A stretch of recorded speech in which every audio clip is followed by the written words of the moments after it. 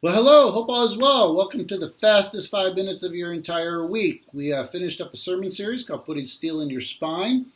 First week, just real quick review, we talked about the fact that this is a spiritual conflict. This is not a political thing. This is not a cultural thing. At the essence, at the very core, there is a spiritual conflict going on in our culture today. We talked next about the Christian influence on culture, how we're to be salt and light, the danger of assimilating the culture, and unfortunately how so many churches are. Next, we talked about the death of truth. And as long as we believe in objective truth, we're going to be set apart and different from the rest of the world. Next, we talked about the early disciples in Acts chapter 4, I think it was. They did not pray for persecution to end. They prayed for more boldness in the face of opposition. Next, we talked about trials and persecution and opposition, how they actually grow the church, which is counterintuitive to what we think. We talked about the challenge of complacency and comfort, the downside, if you will, of living in a Christian nation, a Christian culture, a Christian society, a society that braces biblical values to some superficial measure without embracing Jesus, and the challenge that is. We next talked about the joy in trial, living from the inside out, not from the outside in. And then this last weekend, we talked about the fact that there is a judgment. There is a judgment is coming, and we can get a measure of comfort and solace in that. We can't talk about God's judgment without talking about his character, that he is righteous and just. So we spent some time just kind of laying down a foundation and explaining that there is no standard outside of God by which he must follow. He is the very standard. God makes no apologies for being righteous and just. He makes no attempt to hide it. It's not a blemish on his character. In fact, quite the opposite. Ignoring sin, being indifferent to evil would be a moral blemish. So God is righteous and just. He is going to, and he has to address these things. And he makes no effort to defend himself, because defending his character would mean that he is not perfect. So, for believers, what does it mean that God is righteous and just for believers? First off, we can relax and rest in the fact that we're in a covenant relationship with him.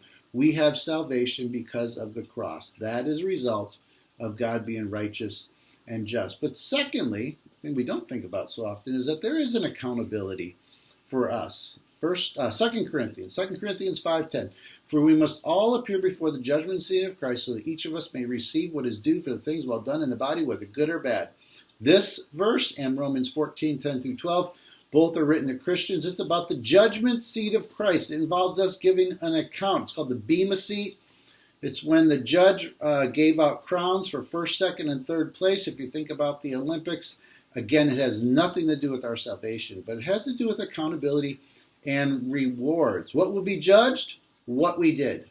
What else will be judged? Why we did it. So it's our actions and our motives. We'll be accountable for the opportunities that God gave us and how did we follow through. And our motives. Was it something we wanted to do, or was it something we feel we had to do it? Did we do it begrudgingly? Did we do it to earn God's favor? It's possible to be saved, but still live an unproductive life. This should inspire us to serve and to remember why we serve. We're not serving. All this kind of helps us work against this idea of a fight against this idea of works righteousness.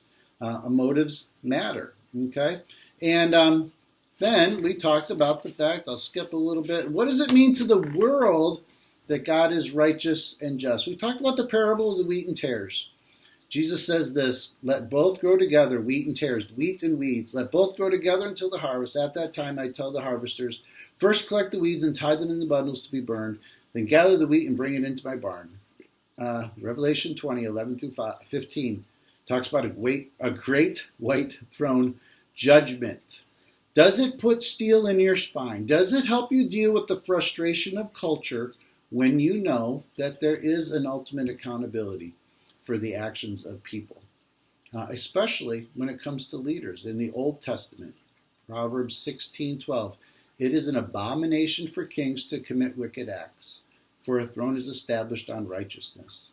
Our leaders are acting wickedly in a lot of different ways. They're committing an abomination. There is an accountability for that. God sees. God says, woe to those.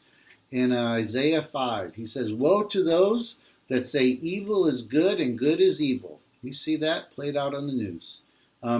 Jesus also said, woe, woe to the Pharisees. In some ways, the Pharisees were sort of the local government of the day. We don't have time to really extrapolate on that. The bottom line is this: people will reap what they sow here on this planet in this time, but ultimately there is a God who loves this world, but he is righteous and he is just, and people are going to be accountable for the things that they have done. Us, rewards, again, has nothing to do with salvation. Your faith alone saves you, not your works. But there is a measure of reward, and why, not just what we did, but why we did it. But for the world, for those around us, for those we see propagating evil, I guess in some way we should get a measure of rest by knowing this world is not all there is. And they are going to be accountable for the things that they're doing. Take care. God bless. Bye.